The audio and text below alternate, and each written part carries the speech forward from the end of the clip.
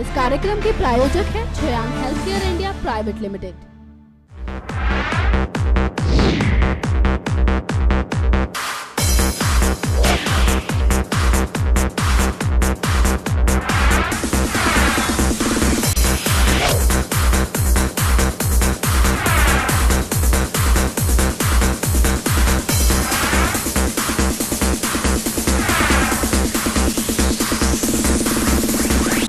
Welcome to filmy Friday.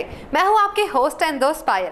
जैसा कि आप जानते हैं, हर हफ्ते की तरह इस हफ्ते भी लेकर आई हूं मैं किसी नई बड़ी फिल्म का मूवी रिव्यू। अगर आपका ब्रेकअप हुआ है तो आपका दुख बांटने के लिए डायरेक्टर लव रंजन एक खास फिल्म लेकर आए हैं, प्यार का पंचनामा 2। तो चलिए फिल्म पर एक नजर डालते हैं।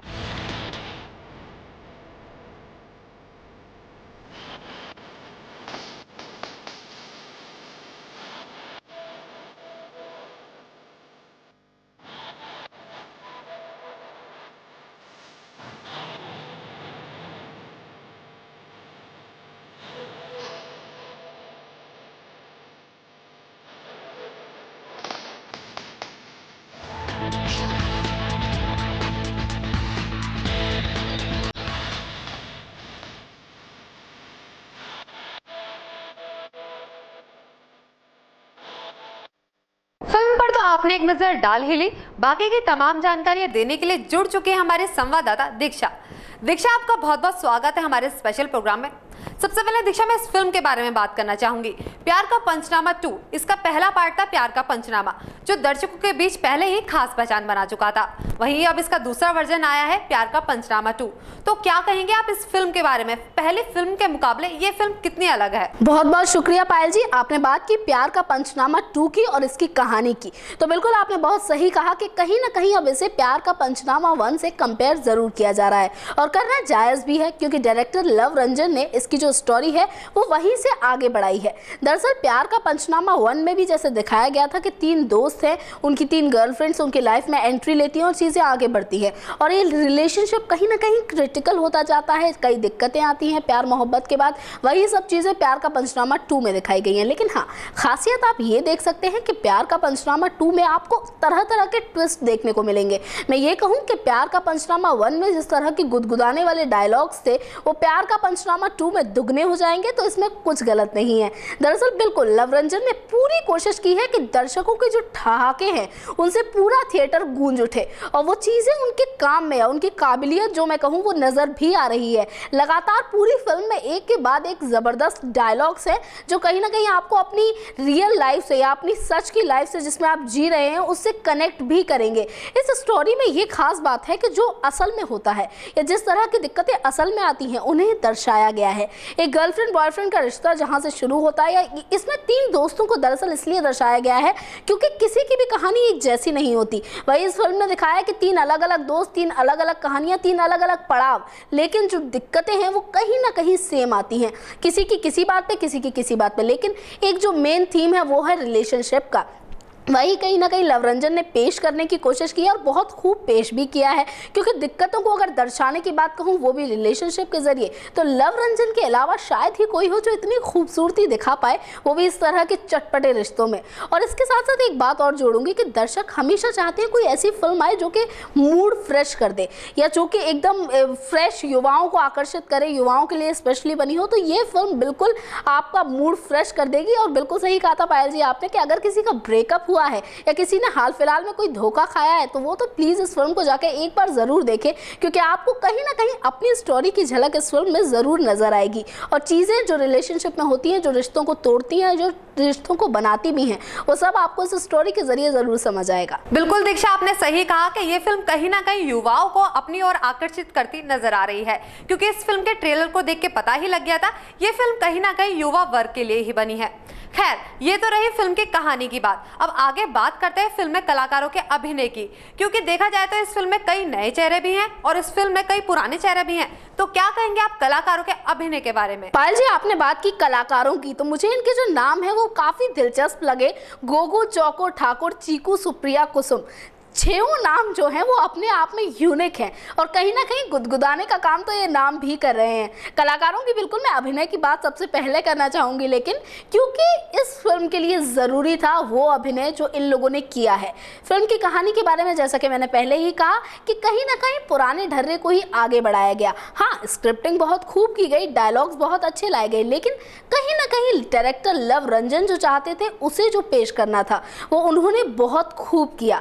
और क्या दिखाया उन्होंने अपनी एक्टिंग के जरिए कि हाँ, फिल्म की कहानी कैसी भी हो, लेकिन हाँ, हम जो अभिनय करेंगे वो दिखाएगा कि कहानी में आखिर होना क्या चाहिए।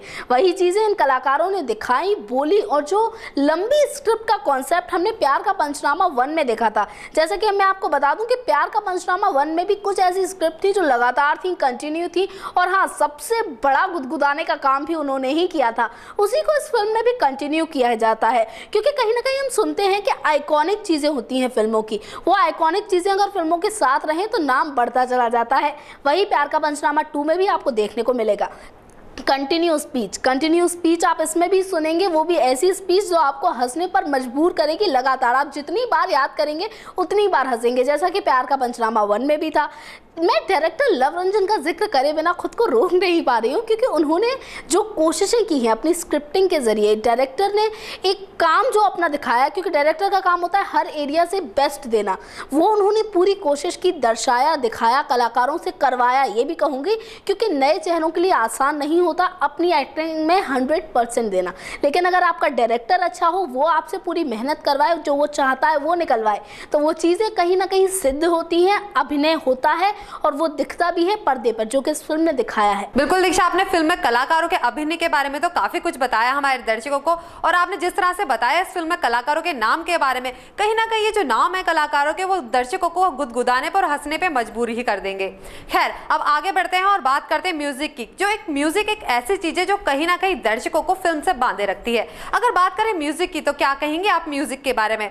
और मैं इसके अलावा ये भी जानना चाहूंगी, अगर डायरेक्शन की बात की जाए तो आप लगातार फिल्म के डायरेक्शन के बारे में बात करती जा रही हैं और काफी एक्साइटेड भी दिख रही हैं, तो क्या कहेंगे आप फिल्म के डायरेक्शन के बारे में और डायरेक्टर के बारे में? बिल्कुल पायल जी, आपने सही पहचाना। मैं डायरेक्शन को लेकर लगातार उत्साहित नजर आ रही हूँ, और इसलिए नजर आ रही हूँ क्योंकि डायरेक्टर का नाम जो है वो है लव रंजन। और ये नाम जब भी सामने आता है तो हम सोचते हैं कि शायद कुछ नया, कुछ अलग जरूर नजर आएगा, क्योंकि इनकी फिल्मों का जिक्र करना चाहूंगी जो पिछली फिल्में हैं। अगर आप बात करें आकाशवाणी की, अगर बात करें प्यार का पंचनामा 1 की, और अब प्यार का पंचनामा 2 की, साथ साथ इनकी एक और फिल्म है, वो मेरे जहन में नहीं आ रही, लेकिन हाँ, वो भी कहीं ना कहीं रिश्तों पर ही आधारित थी। और इनकी खासियत है कि जब भी ये रिश्तों पर एक फिल्म लेके आते हैं तो उसमें कॉन्सेप्ट बिल्कुल डिफरेंट होता है। भले ही चीज़ें सेम हो, कहानी सेम हो, पुराने ढर्रे दोबारा दोहराए जा रहे हो, लेकिन जिस तरह के डायलॉग्स, जिस तरह की स्क्रिप्ट राइटिंग आपको इनकी देखने को मिलेगी, वो शायद आपको और कहीं देखने को ना मिले। मैं कहूँगी कि एक सीरियस बात को या एक तथ्यात्मक बात को मजाकिया लहजे में समझाना आसान काम नहीं होता, लेकिन लव रंजन उसे करने में माहिर है। ये हम देखते हैं उनकी हर फिल्म में। आकाशवाणी का जिक्र मैंने इसलिए किया था क्योंकि वो फिल्म पति पत्नी के रिश्ते पर आधारित थी। हालांकि प्यार का पंचनामा जो है वो गर्लफ्रेंड और बॉयफ्रेंड पर आधारित है, लेकिन आकाशवाणी ने एक तथ्यात्मक रिश्ते को, या ये कहूँगी कि एक सामाजिक रिश्ते को जिस तरह से पेश किया था, उनके टकराव, उतार चढ़ाव, वार जो भी था, उन सब में एक खूबसूरती थी। और अंत जो था उसमें जो मैसेज था वो भी दर्शकों के लिए कहीं ना कहीं बहुत अलग, बहुत ज़्यादा सिखाने वाले था। अब प्यार का पंचनामा 2 पर आना चाहूँगी, तो इसके डायरेक्शन में अलग मैं ये कहूँगी कि डायलॉग्स का दुगना तड़का, डायलॉग्स का दुगना मज़ा, साथ साथ जिस तरह का आपको लोकेशन चाहिए होता है, क्योंकि मजाक की जब हम बात करते हैं तो एक परफेक्ट लोकेशन, एक परफेक्ट ट्यूनिंग, म्यूजिक की भी आपने जिक्र किया था, तो बता दूं कि जब तक बैकग्राउंड म्यूजिक आपको मजाकिया लहजे का उसके अनुसार नहीं मिलेगा तो आपको बेस्ट नहीं मिल सकता। और बैकग्राउंड म्यूजिक जो है वो इस फिल्म में बहुत खूब दिया गया है। साथ साथ म्यूजिक डायरेक्टर के नामों में एक नाम इनका भी जुड़ा हुआ है जो कि है लव रंजन। और जब डायरेक्टर ही म्यूजिक डायरेक्टर का काम कर रहा हो तो हम सोच सकते हैं कि सब चीज़ एवरेज और सब चीज़ एकदम परफेक्ट ही रहेगी। वो देखा हमने बैकग्राउंड म्यूजिक में जिस तरह के डायलॉग थे उसके हिसाब से परफेक्ट पंचिंग, परफेक्ट पॉज, सब कुछ था। अब एक और जिक्र करना चाहूँगी कि गाने, क्योंकि आपने बहुत खूब कहा कि गाने कहीं ना कहीं दर्शकों को आकर्षित करने का, फिल्म से जोड़ने का, दोनों ही काम करते हैं, लेकिन शायद गानों को इतना ज़्यादा तवज्जो इस फिल्म का नहीं मिल पाया, क्योंकि फिल्म की कहानी, डायलॉग, नाम जिनका जिक्र मैंने पहले ही किया, चौको चौकू, इतने ज़्यादा इंटरेस्टिंग है कि लोग म्यूज़िक की तरफ खुद को ले जा ही नहीं पा रहे। उनको जो डायलॉग्स हैं वही अपनी तरफ लगातार आकर्षित किए जा रहे हैं और वो दौड़े आ रहे हैं थिएटर की तरफ, और कुछ भी रोक नहीं पा रहा। सीधा याद आती है उनको प्यार का पंचनामा 1, उस पे कहे हुए डायलॉग, उनका निर्देशन, और वो सीधे थिएटर पहुंच के प्यार का पंचनामा 2 एंजॉय कर रहे हैं, और थिएटर भी लगातार ठहाकों से ही गूंज रहा है। तो दोस्तों देखा आपने, कहीं ना कहीं जो हमारी संवाददाता दीक्षा है वो भी इस फिल्म को लेकर काफी एक्साइटेड नजर आ रही हैं, और उनका जिस तरह से कहना है जो इस फिल्म का म्यूजिक है वो इतना खास नहीं है, फिर भी जो दर्शक है वो इस फिल्म की कहानी और डायलॉग्स को लेकर कहीं ना कहीं इस फिल्म को जरूर देख रहे हैं। तो मेरी आपसे यही उम्मीद है, अगर आप इस फिल्म को एक बार देखना चाहते हैं तो अपने नजदीकी सिनेमा घरों में जाकर जरूर देख सकते हैं।